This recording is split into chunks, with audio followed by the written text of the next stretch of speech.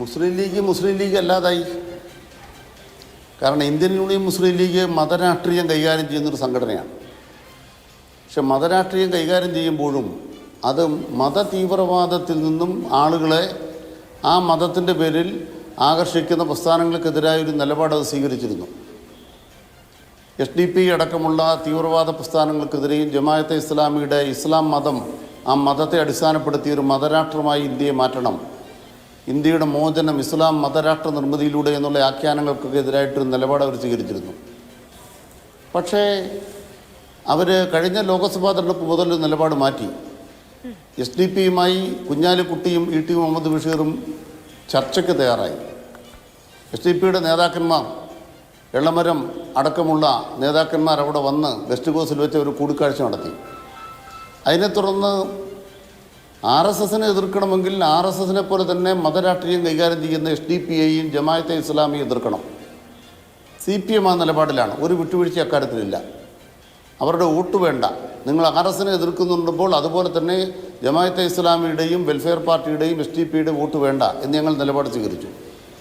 അതൊരു സൗകര്യമായിട്ട് ലീഗ് എടുത്തു, കോൺഗ്രസ് എടുത്തു.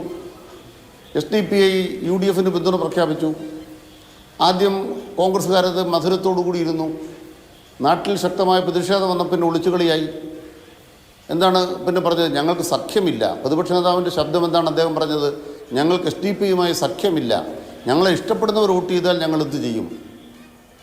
അധ്യാപകൻ്റെ കൈവെട്ടുകയും ഈ നമ്മുടെ സമൂഹത്തിനകത്ത് ഒരിക്കലും അംഗീകരിക്കാൻ കഴിയാത്ത RSSന് സമാനമായ മതരാഷ്ട്രവാദം കൈകാര്യം ചെയ്യുകയും ചെയ്യുന്ന ഒരു കൂട്ടര് കോൺഗ്രസിന് ഇഷ്ടപ്പെടാൻ തക്കവണ്ണം കോൺഗ്രസ് അവർക്ക് ഇഷ്ടപ്പെടുന്നതിൽ പ്രാധാന്യം കൊടുക്കുന്നു. UDF അത് ലീഗ് അതിൻ്റെ മുഖമായി തീർന്നു.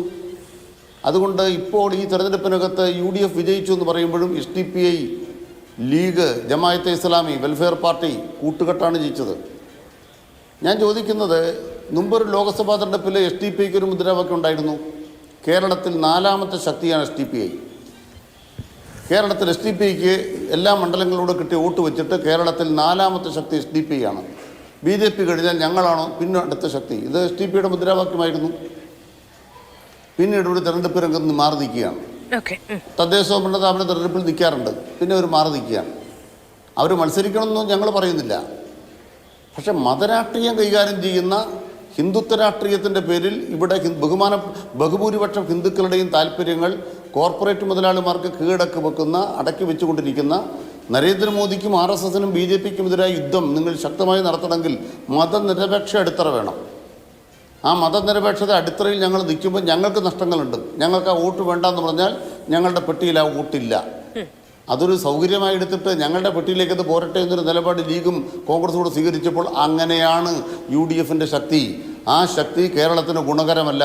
BJPയെ ചെറുക്കാൻ ആ തരത്തിൽ ഒരു സഖ്യമുണ്ടാക്കുന്നത് നാളെ BJPയെ ശക്തിപ്പെടുത്തുമെന്ന് ഞങ്ങൾ പറയണ്ടേ? ഞങ്ങളത് പറയുകയാണ്. ഒരു വാക്കൂടെ മാധു, ഒരു വാക്ക് പറഞ്ഞോട്ടെ. തീർച്ചയായും. അതായത് BJPക്ക് വല്ലാണ്ടൊരു വിജയം ഉണ്ടായെന്നും ഞങ്ങൾ തെറ്റായി കാണുന്നില്ല. ഉണ്ടായ വിജയം ഉള്ളതായി തന്നെ കാണുകയാണ്. ഇപ്പം 2020 തദ്ദേശ തെരഞ്ഞെടുപ്പിൽ BJPക്ക് കിട്ടിയ വോട്ട് ഏതാണ്ട് 30 ലക്ഷമാണ്.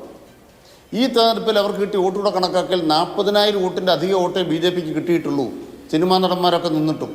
അതുകൊണ്ട് BJPയുടെ വല്ലാണ്ട് വളർന്നു എന്ന ആഖ്യാനത്തിനൊന്നും ഞങ്ങൾ നിൽക്കുന്നില്ല. പക്ഷേ BJP മുന്നേറ്റമുണ്ടാക്കിയ ഇടങ്ങളിൽ എവിടെയാണ് മുന്നേറ്റം? അത് താഴെതലം വരെ പരിശോധിച്ച് തിരുത്തണം. അതാണ് മുഖ്യമന്ത്രി പറഞ്ഞത്, തൃശ്ശൂരിലെ മനുഷ്യരോട് പറഞ്ഞത്. നിങ്ങളെടുത്ത നിലപാട് ശരിയോ? മണിപ്പൂർ ഇന്നും കത്തിയെരിഞ്ഞുകൊണ്ടിരിക്കുന്നു. മണിപ്പൂരിൽ ആണുങ്ങളുണ്ടെന്ന് പറഞ്ഞൊരു ഒരാളാണ് അവിടുത്തെ സ്ഥാനാർത്ഥി.